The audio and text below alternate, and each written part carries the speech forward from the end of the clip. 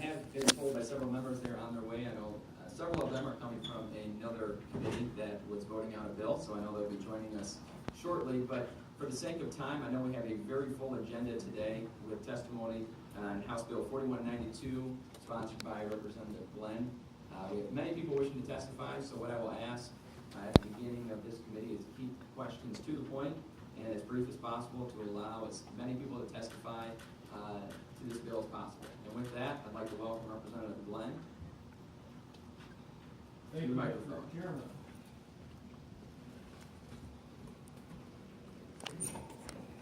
Chairman, I have with me Melanie Curtis, who was part of the task force that spent some 18 months researching this issue, feeling the need not just to repeal some standards that parents believe have not just been neutral or not the optimum that it should be, to which we should aspire for Michigan students, but in fact feel like they've been harmful.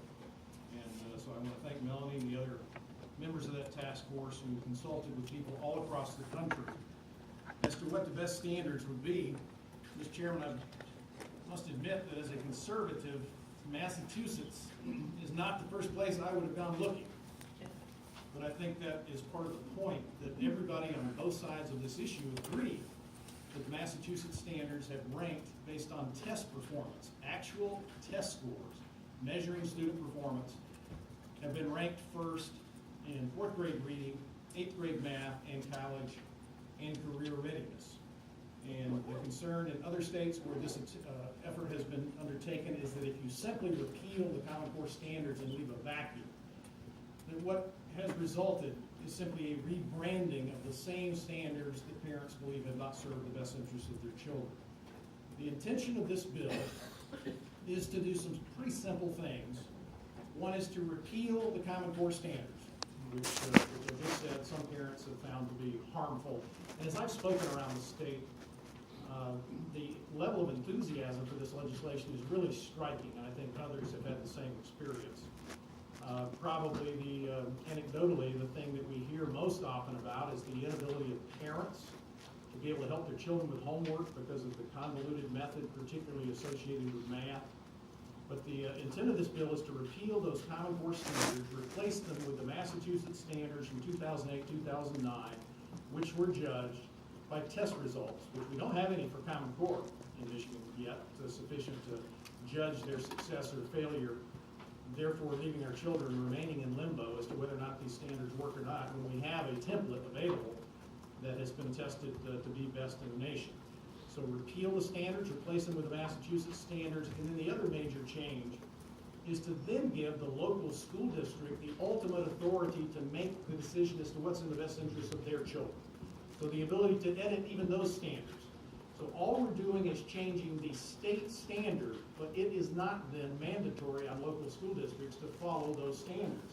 Instead, they are free for, in actuality, not just in technicality, to choose what standards they think will best serve the students in their districts. Now, I make that distinction because under the existing law and under a resolution that was passed 3 years ago before most of us were in the legislature, the authority of local school districts to make that choice was supposedly granted by a resolution. This would codify it into law, but because our local school districts are required to use the M-STEP, which is aligned with the Common Core standards, their alleged technical freedom to choose another set of standards is really kind of moot because they have to test their children against the Common Core standards. For the same reason, this is a concern not only for public school students, but for homeschool students and for private school students, because even if they have the freedom not to teach according to the standard, the Common Core standards in particular, the M-STEP, the ACT, the SAT are all becoming aligned with Common Core standards, and again, you find yourself being forced into that Common Core aligned funnel, even if you're a homeschooler or have a student in a private school. The other thing we have attempted to do in this legislation as well is beef up parental opt-out authority, and it gives ultimate parental opt-out authority. We think as a matter of principle that the people in the best position to judge what's in the best interest of their children are the parents. I have 5 children. We know from experience as parents that each of those 5 children learned in a different way, learned at a different speed. Our oldest son, our first son, who thankfully I'm happy to report just last Sunday moved back to Michigan. When he left Michigan, he took his wife with him. When they came back, there were net +4. So the governor said we should, be looking to increase our population by 2020, so we're doing our part. But I remember that when our first son was learning to read, he did not learn to read until he was 8. And we were concerned. What's the problem? When he learned to read, it was Tolkien, that thick. And he is a prolific reader. He went immediately from being unable to read to reading the thickest books available, some of the most complex stuff. We had other children who read much earlier. And the point simply being that children are different, they learn differently. We've all heard, in fact, there is a focus on shifting away from trying to steer everybody into college to making them have the opportunity for a skilled trade. That's the child, the student, and the parent to choose.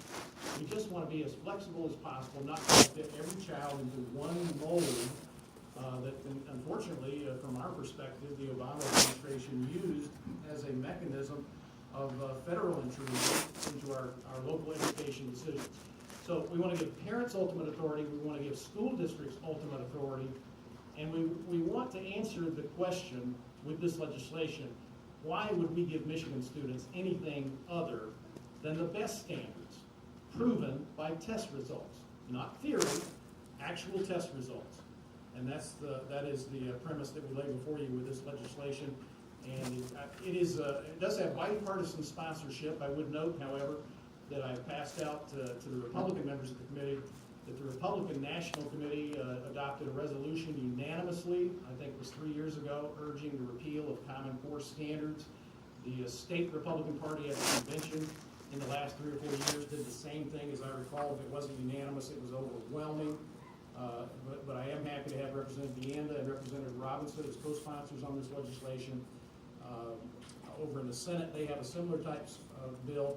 I guess I feel safe in saying that we would not be introducing this legislation and the Senate would not be introducing a version of its own if we, as the elected representatives and senators and people of Michigan, did not feel there was a public demand to address this. And so I lay that before you. I want to introduce and offer Melanie Curtis an opportunity to testify as well. If you're a first-term legislator, you're going to learn this. I've already learned it. We have to deal with hundreds of issues, which means we can't be experts on everything. And I've learned I don't have to be an expert as long as I have access to expert information. There are a lot of parents who are concerned about this issue, for whom this is their number one public policy passion. And Melanie is one of those. And we're certainly happy to help have her support in the 18-month process. We had various groups opposed to Common Core standards, and what I said to those various groups was, I'm not going to introduce a bill unless all of the parents who are concerned about Common Core standards agree to the approach we're going to take. And there were variations in how some people thought we ought to just repeal and leave it alone. I think we found we don't have that option. But this language before you is the product of 18 months of research, consultation with national experts as well. There is one change in the language, a technical change that we discovered just in the last 24 hours, and that is there's a section, Representative Lilly brought this to my attention as well, so he caught it too, but there is a section on the final page that, if implemented the way it's written, would say that the test that the state comes up with would not change for 5 years. That's not our intent. And we also simply, at one other point in the legislation, say that those test questions have to be made public. Obviously, we don't want to have the test questions made public and use the exact same test every year, because that'd be pretty simple to game that testing system. So we did find that one need. We'll have an amendment that addresses that and makes it clear that the test questions can be changed on an annual basis. And with that, if I can, Mr. Chairman, allow Melanie Curtis to testify. I want to thank you very much for the opportunity to address this committee and that you brought the bill forward. We're very happy to answer the questions that you have. I just wanted to add one more highlight that's very important in this bill, and that is that it does direct that the assessments be aligned to the Massachusetts standards. Massachusetts from 2003 on published their assessments every year, and they were available with the answers. And what it did, it was after the test was given, it empowered students and teachers and parents to understand how the assessments were constructed, what the correct answers were, gave visibility that we think is very important. So those test questions are actually available for us to pick up and develop our own database. We're just looking into, Massachusetts had a software group come together with teachers. They called it a test vault, and they actually put all their questions in, thousands and thousands of questions that then they could use to develop new tests. And the point is, it's a paper and pencil test, which could be delivered as a form on a computer, but the idea is it's not interactive, because what we're finding is that students in their test taking do better with a paper and pencil version, or where they can skip a question and come back and don't have the interaction of the computer confusing the what do you know about this subject that we're giving you the assessment on. So those are some parts of the bill that are really very important, and we would like to see all of those be part of what's finally passed. Mr. Chairman, if I may, in anticipation of some questions that some members have communicated to me, the basic question, why is it in this committee, not the education committee? I think it's because the speaker felt that this is one of the things on which Michigan is judged as to its competitiveness as a site for industrial relocation and job creation. And I think we should not aspire to be a common state and to be assumed that we are going to meet an average standard that you're going to, find in Arkansas or in Michigan. If it's a nationwide system, I think what we ought to aspire to is to have the reputation Massachusetts does, to be number one in the nation, to be best in the nation, to be best preparing our children for their careers and for whatever future they and their families choose that they think is best for them. So if we have the opportunity of Massachusetts standards that are proven, I think that ought to be our aspiration, not to be common, not to be average. The language of the legislation would mean we are adopting the Massachusetts standards as proven to be number one in the nation, verbatim, all of them. It's about 500 pages, with the exception, obviously, that where it talks about Massachusetts history, we will transition and talk about Michigan history. When it talks about reference to Massachusetts, we'll talk about Michigan instead. But other than that, and I will admit, I've not read all 500 pages, but what I have read seems to be consistent. There's somebody I saw in one of the media reports referred to these Massachusetts standards as outdated. Well, math hasn't changed very much since 2009, and the history of the founding of the United States is the same now as it was in 2009. What I did see was comprehensive treatment from a social studies standpoint, all the things you would want our children to know about the founding of the history of this country. And there was a question about constitutional concerns in the section in which we say that in the future the assessment will not be changed except by a vote of the legislature. My response to that is a general response in terms of the authority under our separation of powers of the legislative body. I do believe that we, having sworn an oath to uphold the Constitution, that it's not just the duty of the judiciary, but ours as well to judge whether or not we believe something to be constitutional. On the other hand, Madison himself, James Madison, the father of the Constitution, said that for our separation of powers to work, that each branch of the government has to be as vigorous and assertive and as strong as possible in asserting their authority.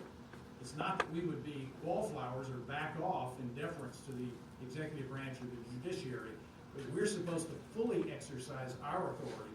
And I would make the argument that when it comes to an issue like this, that it should be that policymakers elected from 110 districts and 38 Senate districts who are more easily accessible and accountable to the people than our State Board of Education or certainly our singular executive in terms of accountability.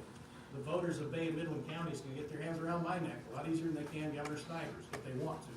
I'm much more local and available, and based on the reaction that we have gotten around the state from parents to this issue, there are some strong feelings about it, and that's why we put it in the bill. We believe it should be the elected policymakers answerable to the people every 2 years, in our case, who render decision on this, and then leave it up to the State Board of Education. I know we've got both members, or at least 2 members of the State Board of Education who are going to testify later, but I offer this additional comments in hopes of answering some anticipated questions, but certainly stand ready to answer any others the committee may have. Thank you, Mr. Chairman. Well, thank you, Representative, for your testimony, and thank you as well for being here. I certainly don't want anyone's hands or on anyone's necks in this committee, but I do applaud your efforts. And I can attest to, coming from an educational background, I can attest that there are very few issues that receive as much emotional attention as do educational issues. And because when we are talking about the competitiveness of our state, I do believe it begins with the education of our children, and how are we preparing them for the next phase of their life? Are we going to equip them with the necessary skills that are required to succeed? And I also appreciate your comments, Representative, about how each child learns differently. Coming from the classroom, I can attest to that, and I want to ensure that whatever standards we have, whatever we implement, whatever we allow the locals to implement, it acknowledges that fact. To paint it for people who are non-educators, I would put it like this, and you've all seen the meme perhaps on Facebook or any other social network. You have 4 different animals at the bottom of a tree. You have a giraffe, you have a fish, you have a cat and a dog, and you say, we're going to treat you all equally, and we're going to measure how proficient you are by seeing how well you climb this tree. Well, there's different skills and different traits, and many of our children have different strengths. And we want to ensure that whatever we do, we allow our locals and our parents to properly implement those standards. So I applaud you for your efforts. Now, you had mentioned the word flexibility. I want to ask you, we have several questions, and I will give myself leeway for the previous comment, but everyone else can keep your point. You mentioned flexibility. Do you believe this legislation that you're presenting combines more flexibility for local school districts and for our parents to have involvement in how their children are being taught than what's previously expected here in our state? Well, I would refer, and I assume you guys have a copy of the bill in front of you. On page 2, the second paragraph is labeled A. First sentence, respect and support the ultimate right of a parent to opt his or her child out of public school. We recognize that, obviously, but also out of any public school activity, practice, or testing. That's about as robust a parental opt-out authority as we could figure out how to write, and that was the intention. If the committee feels differently about that, that's within your discretion, but it is the intent of the sponsor that we have a very robust parental opt-out. And then on page 4, I would draw your attention to the paragraph that's designated number 4, about 2/3 down the page. This section does not require any school district or public school academy to utilize all or any part of the academic content standards implemented under this section. Our intent was simply to change what the state standards are, what the state holds up as being ideal. Instead of growing from an unproven system, a theory with no test results to back it up, instead to have as our state template as the ideal standards that have been measured as number 1 in the nation in math, reading, and college and career readiness, but then allow the local school district in Midland to make a different decision than in Traverse City or in St. Joe as to what they think makes the most sense for children in their respective districts. Because just as on page 2, we think it's the parent who should have the ultimate authority to decide what their children are or are not taught, we also believe on page 4 that it's the locally elected school boards, the teachers in the classroom, their administrators, their principals, who know far better than anybody sitting here in elected office in Lansing as to what's going to best serve the children sitting in their classroom. So that is our intent. It looks like now. If I might add as well, the experience Massachusetts had when they put these standards and assessments in place, it also included professional development and teacher certification that matched the best practices. And they found that all student groups, boys and girls, rich and poor, black, white, any different kind of student, all student groups improved in student learning with these standards as the foundation. So what we would encourage locals to do is to look at them very carefully to give consideration to the guidelines. But just as a concrete example, Common Core calls for teachers to teach 3 different methods for multiplication. They can still do that if they want. The difference is a student is only accountable to know one that works and helps them get the right answer, which was the traditional kind of way that we taught math, and that's what this reinstates. So it doesn't change that the teachers would have to undo what they learned when they got the Common Core. It lets them use it a little more flexibly in their